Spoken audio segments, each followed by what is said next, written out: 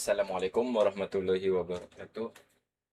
Perkenalkan nama saya Ortiga Algifari dari kelas 17 6C37 dari kampus Pemuda Rawamangun.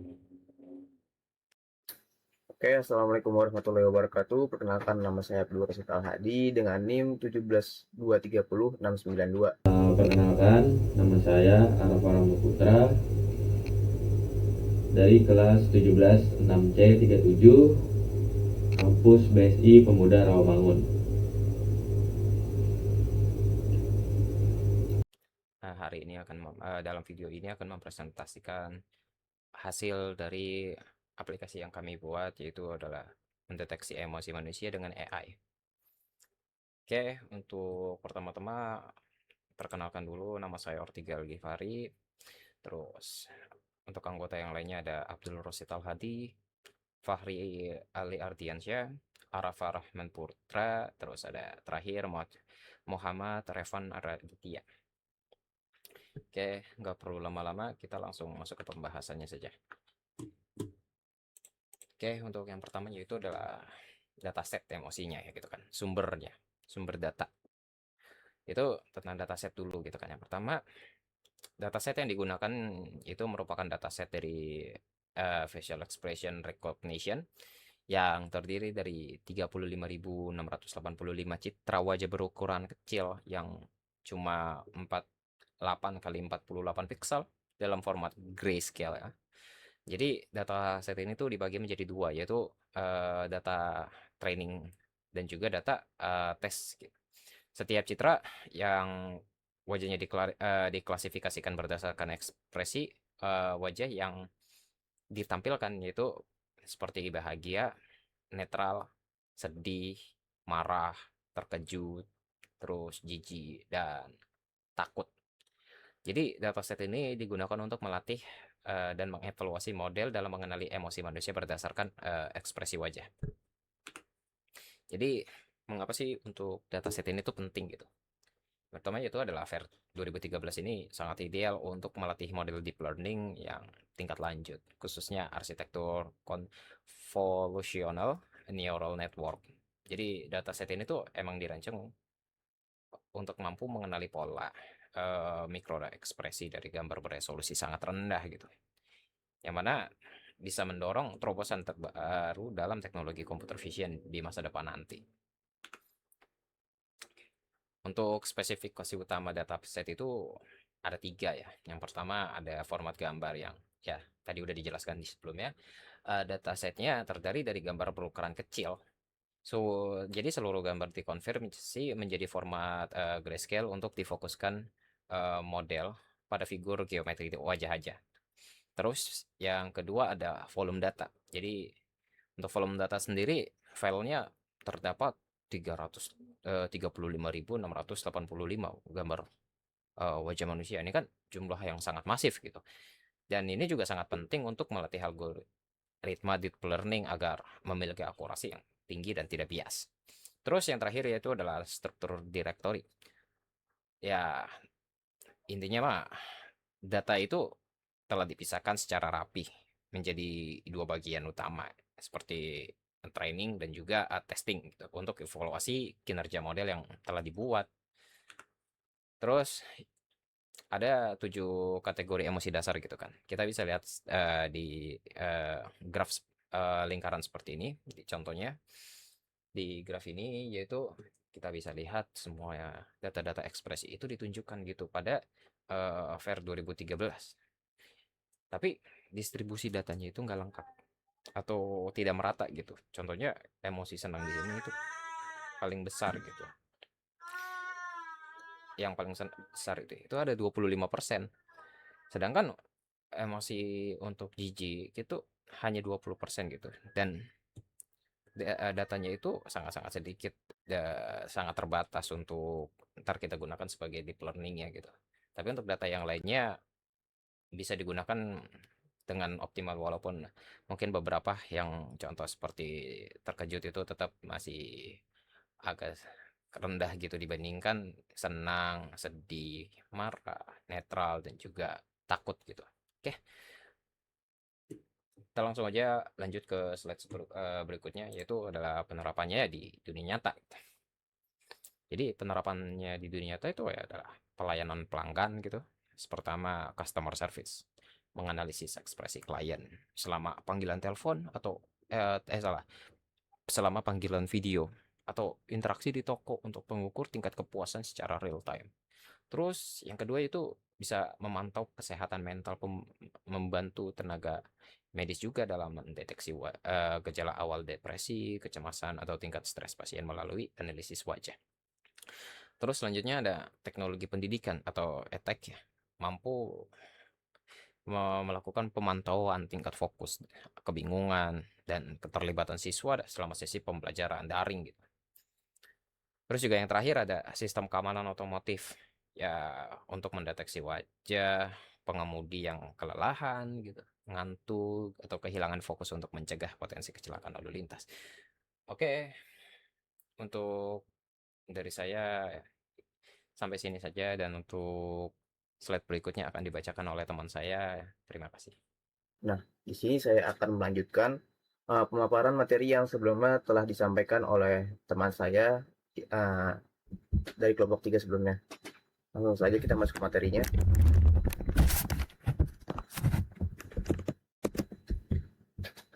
Untuk tantangan dan solusi praktis. Pertama, tantangan. Data tidak seimbang. Distribusi kelas yang merata, misalnya gambar kategori jijik sangat minim, dapat menyebabkan model AI menjadi basis data bias dan hanya mahir menebak emosi mayoritas seperti senang. Selain itu, gambar terkadang terhalang dengan kacamata atau tangan. Solusinya, argumentasi data. Untuk mengatasi masalah tersebut, pengembangan AI menggunakan teknik argumentasi data. Ini meliputi pembaikan gambar secara horizontal atau flipping, rotasi ringan, pergeseran pixel, dan penambahan noise untuk memperbanyak variasi data. Hasil dari pelatihan manusia versus AI. 65,5% akurasi rata-rata manusia. Saat manusia diminta menebak emosi secara manual dari gambar dengan FAIR 2013, tingkat akurasinya ternyata cukup rendah. Hal ini disebabkan oleh resolusi yang buruk dan ekspresi yang ambigu. Batas akurasi AI dari CNN sebesar 73%. Hebatnya, model AI yang telah dilatih dengan baik mampu melampaui kemampuan rata-rata manusia. AI memproses pola mikroskopis yang tidak terlihat oleh mata telanjang. Yang ke-9 adalah analisis bias prediksi AI. Emosi senang sebanyak 85% akurat, emosi marah 55% akurat, emosi sedih 50% akurat, dan emosi jijik 30% akurat. AI sangat mahir memprediksi senang karena mayoritas data latih berisi orang senyum. Sebaiknya emosi jijik hanya menampilkan sedikit data latih, sehingga sering disalahartikan oleh AI sebagai emosi marah karena kemiripan kerutan di dahi. Lalu selanjutnya ada validitas bias, matriks kebingungan atau confusion matrix. Matriks ini mengkonfirmasi analisis prediksi bias secara matematis dari pengulangan model yang Anda lakukan. Akurasi tertinggi atau senang terlihat pada sel biru yang paling gelap. Model mampu menebak emosi senang dengan akurasi 89%, membuktikan dominasi data latih. Emosi yang sering tertukar, emosi takut atau fearful, hanya memiliki akurasi prediksi sebanyak 53%, dan seringkali ditebak keliru oleh AI sebagai emosi sedih, 17%, atau marah, 11%. Lalu ada kurva evaluasi pelatihan AI. Untuk grafik yang biru itu menunjukkan training akurasinya, dan untuk grafik yang berwarna hijau adalah validation akurasinya. Grafik matriks pelatihan menunjukkan bahwa validation akurasi atau yang berwarna hijau mulai stabil dan melandai setelah 30 siklus atau epoch, sementara training akurasi atau data yang berwarna biru terus naik. Ini mengindikasikan batas optimal performa dari training data sebelum terjadinya overlifting. Lalu masuk ke detail hasil metrik pelatihan aktual. Berdasarkan log hasil proses pelatihan 100 ePoach yang kita jalankan, kita bisa menyimpulkan yang pertama, batas akurasi atau plateau. Meskipun di training panjang, metrik akurasi grafik kanan tertahan stabil di kisaran 71% sampai 72%. Ini memberikan teori keterbatasan dataset VER 2013 yang dibahas sebelumnya. Indikasi overfitting. Perhatikan grafik file atau loss sebelah kiri bawah. Nilai error sempat turun, namun kembali naik, memburuk setelah ePoach ke-40. Ini menandakan model mulai menghafal data alih-alih belajar pola baru. Selanjutnya, mengapa butuh YOLO dan OpenCV? Model klasifikasi CNN tidak bisa mencari letak wajah secara mandiri dalam video. Ia butuh bantuan untuk melihat sasaran sebelum menebak emosi. Yang pertama, YOLO atau deteksi bertugas untuk memindai aliran video untuk menemukan lokasi pasti atau bounding box dari wajah-wajah manusia. Yang kedua ada OpenCV atau pemrosesan, bertugas untuk memotong area wajah tersebut, mengubah ke formal hitam putih, lalu menampilkan kembali ke dalam layar. Sekian pemaparan materi dari saya, mungkin selanjutnya bisa dilanjutkan oleh rekan saya dari kelompok 3 anggota lain. Terima kasih. Oke, baik. Untuk poin selanjutnya akan dilanjutkan oleh saya, Araf Putra, yaitu mengenai pipeline analitik proses real time. Yang pertama ada video capture. OpenCV mengakses webcam atau sistem CCTV secara langsung, mengambil puluhan bingkai atau frame setiap detiknya secara kontinu tanpa jeda. Lalu poin kedua ada pra-pemrosesan, yaitu wajah yang ditemukan oleh YOLO dipotong atau di crop oleh OpenCV. Lalu gambar tersebut kemudian diubah menjadi grayscale dan di resize ke resolusi 48 x 48 pixel.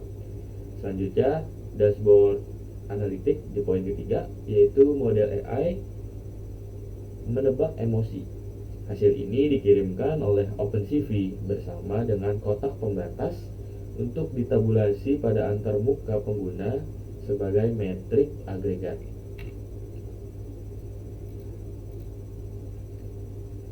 Di poin selanjutnya adalah YOLO Analytics atau kecepatan AI. Di poin pertama itu keunggulan deteksi satu seksi. Berbeda dengan sistem lama, YOLO atau kepanjangan dari You Only Look Once, memproses keseluruhan gambar secara simultan. Hal ini memungkinkannya mendeteksi posisi puluhan wajah di keramaian secara paralel dalam hitungan milidetik. Dengan mengintegrasikan kecepatan YOLO dan akurasi model FER 2013, kita dapat membuat dashboard analitik real time yang memantau fluktuasi sentimen pelanggan secara langsung tanpa adanya lag. Di poin selanjutnya ada integrasi ultra analitik, mentransformasikan deteksi pixel menjadi wawasan bisnis tingkat enterprise. Yang pertama ada pemetaan sentimen agregat, merekam respon emosional massal dari waktu ke waktu, lalu divisualisasikan dalam dashboard sentimen, yaitu ultra analitik itu sendiri, untuk mengevaluasi kepuasan pelanggan secara komprehensif. Selanjutnya ada root cause analytic, yaitu algoritma tidak hanya mengukur metrik bahagia atau marah, tapi mampu mendeteksi pemicu emosi seperti respons terhadap produk baru secara otomatis dari rekaman video. Lalu selanjutnya di layar ini kami tampilkan contoh deteksi emosi secara real time dari program yang kami jalankan. Sini contohnya ada sekitar 7 emosi yang terdetek. Untuk yang pertama ada emosi netral, yaitu untuk emosi biasa saja, netral. Yang kedua ada emosi jijik atau disgusted. Yang ketiga ada emosi takut, fearful, emosi sedih, sad, dan emosi senang, emosi marah, dan terkejut. Dari foto contoh deteksi ini juga terdapat beberapa parameter yang digunakan, seperti ada 7 di sini, 7 emosi, dan poin-poinnya seperti untuk di Fearful yaitu 0,78 itu adalah persentase dari emosi itu sendiri. Jadi semakin dekati angka 1 yaitu semakin akurat. Jadi semakin besar angka 1, semakin mendekati angka 1 berarti dia semakin fearful. Contoh di sini untuk netral, karena di sini netral memberikan hasil netral 1.0 yaitu sama saja dengan nilainya 100% netral. Oke, sebelum lanjut, saya akan mencoba untuk mendemokan program yang kami buat.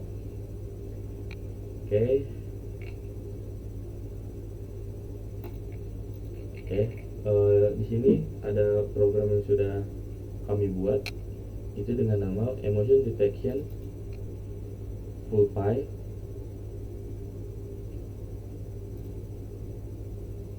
Oke, di sini bisa saya jelaskan untuk input yang bisa digunakan dari program kami itu ada 4. Yang pertama, sesuai dari shortcut yang ada di sini, untuk sumber input itu ada 4. Yang pertama itu dari webcam bisa dari webcam laptop, webcam eksternal yang dipasang, dan lain-lain. Yang penting itu ada webcam. Yang kedua itu ada video. Itu jadi misal kita punya sebuah video yang ingin kita analisa emosinya menggunakan program ini.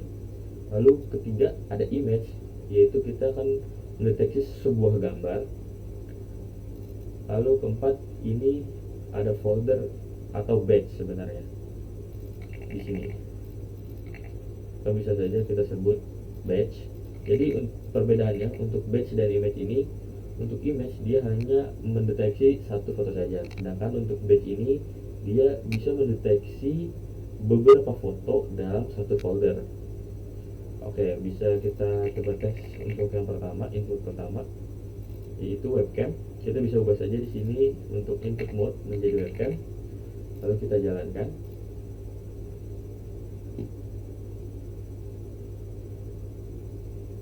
Oke, di sini sudah terdeteksi untuk inputnya. Oke, di sini contohnya di sini untuk netral, dan dia akan menunjukkan persentase dari akurasi emosi itu sendiri. Atau di sini netral sekitar 99%. Lalu untuk happy dan lain-lain. Jadi untuk input mode webcam bisa terlihat seperti ini secara real time. Lalu untuk hasilnya pula bisa dilihat recordnya nanti sekalian. Selanjutnya untuk image bisa kita ubah di sini di mode input mode-nya menjadi image. Dan kita jalankan, kita run inputnya. Oke, di sini dia akan memberikan hasil dari image yang kita ingin deteksi. Oke, untuk asal dari image ini bisa kita lihat shotnya di sini. Untuk hasilnya itu ada di happy 100%. Dari mana dia mengambil source image ini sendiri, yaitu disetting dari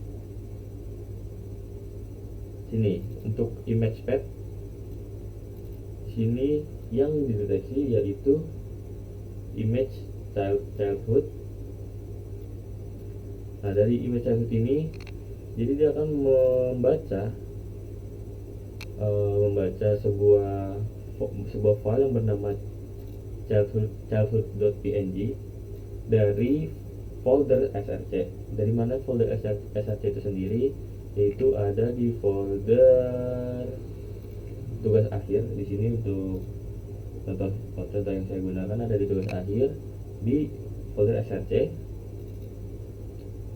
Nah, dia ada di sini. Jadi untuk source-nya, untuk path-nya itu ada di tugas akhir src, dan membaca folder file yang bernama childhood.png. Oke, untuk selanjutnya kita coba menggunakan input mode video. Kita jalankan programnya.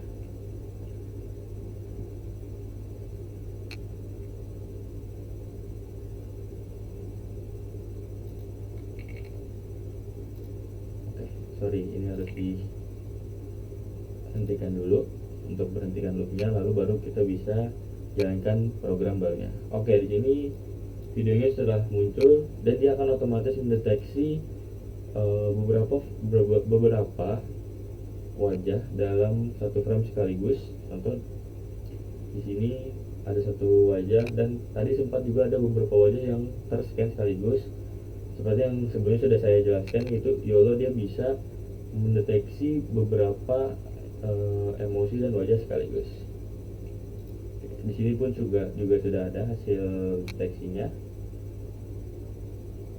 Oke, bisa kita close aja dulu. Nah, untuk source videonya juga dari mana?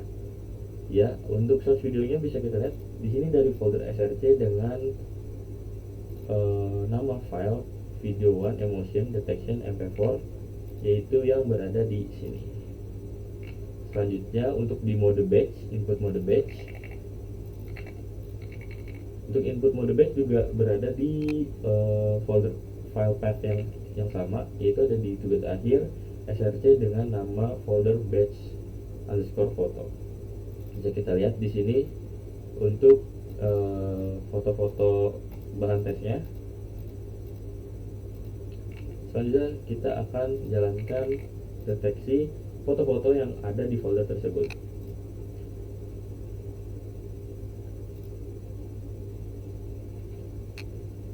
Selanjutnya di sini akan terlihat outputnya. Ditemukan 7 gambar memulai proses deteksi, lalu dia akan mendeteksi 7 gambar tersebut dengan namanya, nama dari folder itu tersendiri, dan hasil dari deteksi emosinya. Contoh di gambar pertama yaitu netral 93,6%, di gambar kedua 99,6%, dan selanjutnya. Lalu untuk ringkasan hasilnya seperti ini, yang dimana hasilnya pun bisa kita lihat. Hasil dari deteksinya bisa kita lihat di folder ini yang ada di sini, yaitu ada di tugas akhir dan di output result.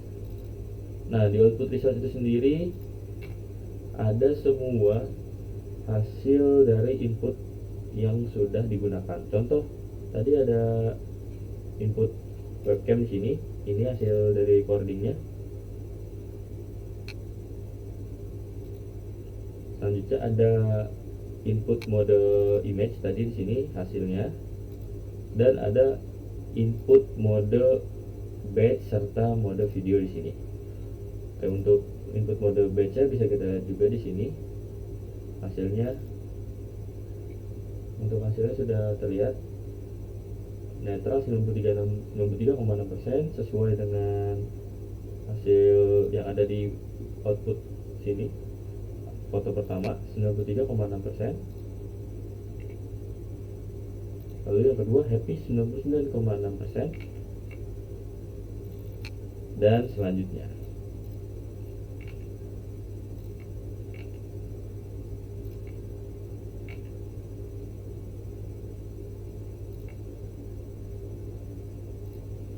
Oke, jadi sekian untuk demo program dari saya.